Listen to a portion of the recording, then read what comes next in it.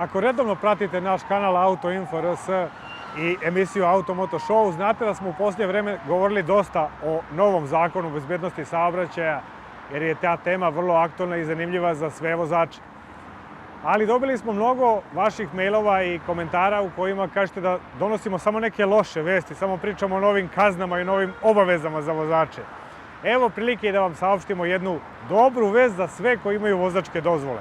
Sudije prekršajnih sudova predložile su Ministarstvu unutrašnjih poslova da se i u Zakonu o bezbednosti saobraćaja ponovo uvede institucija uslovne kazne. Ona i sad postoji u Zakonu o prekršajima, ali se ne primenjuje na prekršaje koje su počinjeni u saobraćaju.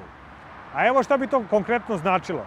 Kada neko prvi put napravi neki prekršaj, umesto kazne, bila bi mu izrečena uslovna kazna sa nekim rokom, pa ako u tom roku ne ponovi prekršaj, praktično kazne ne bi ni bilo.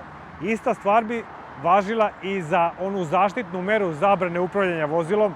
Dakle, ako u nekom roku koji mu se da li 6 meseci ili godinu dana ili koliko već, ne ponovi prekršaj, ne bi bilo ni zabrane upravljanja.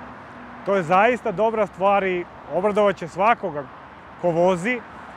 Sad, naravno, pitanje je da li bi se ta mogućnost primenjivala i za one teže saobraćajne prekršaje kojima se ozbiljno ugrožava bezbednost saobraćaja, verovatno da ne, ali je svakako dobra vest, pogotovo za one koji ne prave često prekršaje. Vidjet ćemo da li će taj predlog biti usvojen ili ne, ali nadamo se da hoće, jer bi to praktično olakšalo život mnogima koji slučajno naprave neki prekršaj.